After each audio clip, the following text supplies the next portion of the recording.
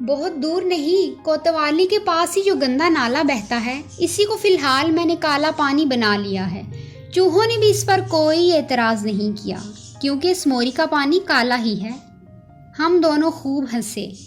پھر میں نے لوٹا اٹھایا اور چوہے دان کو برش کے ساتھ دھونا شروع کر دیا۔ جب چھینٹے اڑے تو میں نے سلیمہ سے کہا، آپ یہاں سے اٹھ جائیے، چھینٹے اڑ رہے ہیں۔ ویسے بھی یہ میری بڑی بدتمیزی ہے کہ میں آپ کے سامنے اس قدر غلیظ چیز صاف کرنے بیٹھ گیا ہوں۔ اس نے فوراً کہا، آپ تکلف نہ کیجیے اور اپنا کام کرتے چلے جائیے، چھینٹوں کے متعلق بھی آپ کو فکر مند ہونے کی ضرورت نہیں۔ جب میں نے چوہے دان اچھی طرح دھو کر صاف کر لیا تو سلیمہ نے پوچھا، اچھا اب آپ یہ بتائیے کہ اس کو دھونے کی کیا ضرورت تھی؟ بغیر دھوئے کیا آپ اس ظالم چوہے کو نہیں پکڑ سکتے؟ میں نے کہا، جی نہیں، اس سے پہلے چونکہ اس چوہے دان میں ہم نے ایک چوہا پکڑ لیا ہے، اس کی بو اس میں ابھی تک باقی ہے، اس لیے دھونا ضروری ہے۔ گرم پانی سے پہلے چوہے کی بو غائب ہو جائے گی، اس لیے دوسرا چوہا آسانی سے اس میں پھنس جائے گا۔ میری یہ بات سن کر سلیمہ نے بالکل بچوں کی طرح کہا، اگر چوہے دان میں چوہے کی بو رہ جائے تو دوسرا چوہا نہیں آتا؟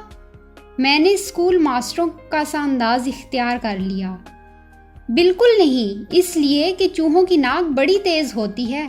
آپ نے سنا نہیں، عام طور پر یہ کہا کرتے ہیں کہ فلاں آدمی کی تو چوہے کی ناک ہے، یعنی اس کی قوت شامہ بڑی تیز ہے، سمجھی آپ؟ سلیمہ نے میری طرف جب دیکھا تو مجھے ایسا محسوس ہوا کہ میں نے ایک بہت بڑی بات اس سے کہہ دی ہے، جس کو سن کر وہ بہت مرعوب ہو گئی ہے۔ اس کی نگاہوں میں مجھے اپنے متعلق قدر و منزلت کی جھلک نظر آئی۔ اس سے مجھے شے مل گئی۔ چنانچہ وہ تمام باتیں جو میں نے شوکت سے اس روز سنی تھی، ایک لیکچر کی صورت میں دہرانا شروع کر دی۔ میں نے اس کی بات کاٹ کر کہا، یہ سب مجھے افسانہ معلوم ہوتا ہے، تم جھوٹ کہتے ہو، تم بھی عجیب قسم کے منکر ہو۔ ارشد نے بگڑ کر کہا، بے خدا کی قسم اس کا ایک ایک لفظ سچ ہے، مجھے جھوٹ بولنے کی ضرورت ہی کیا ہے؟ تمہیں حیرت ضرور ہوگی، اس لیے کہ میں خود بہت متحیر ہوں۔ سلیمہ جیسی پڑھی لکھی اور ذہین لڑکی ایسی فضول باتوں سے متاثر ہو گئی؟ یہ بات مجھے ہمیشہ متحیر رکھے گی، مگر بئی حقیقت سے تو انکار نہیں ہو سکتا۔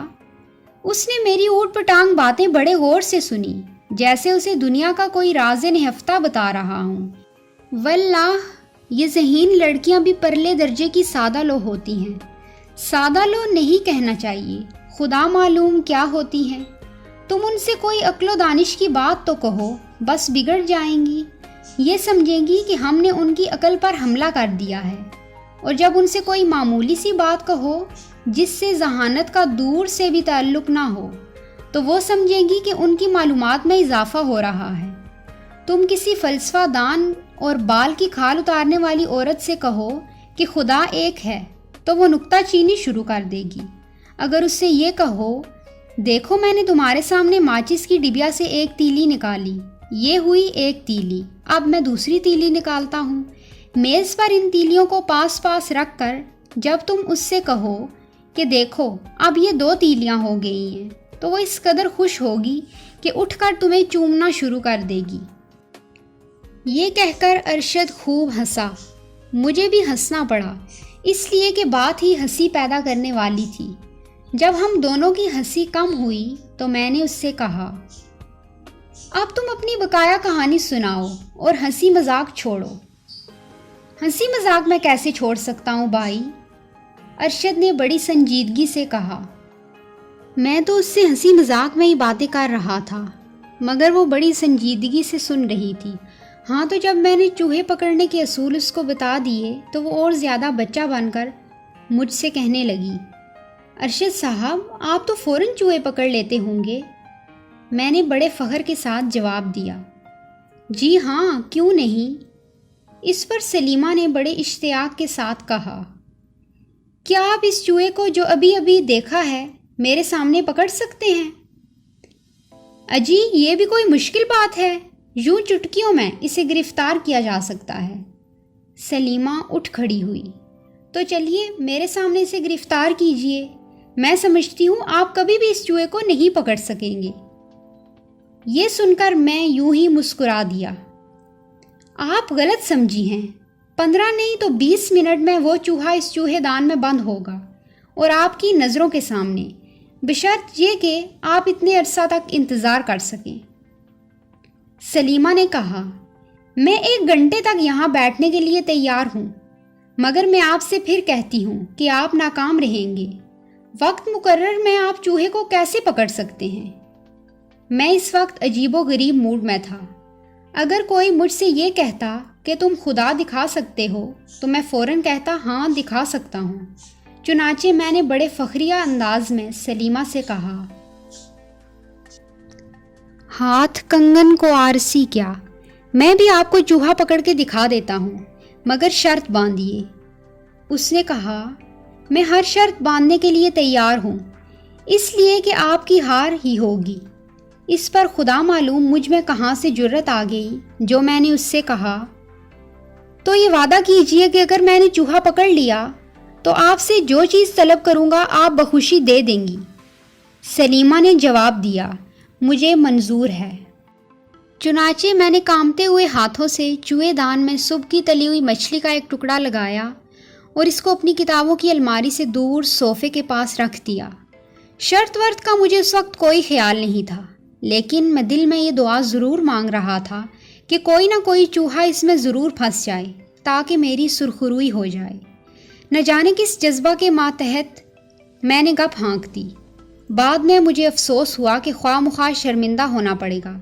چنانچہ ایک بار میرے جی میں آیا کہ اسے کہہ دوں، میں تو مذاق کر رہا تھا، چوہا 15 منٹ میں کیسے پکڑا جا سکتا ہے؟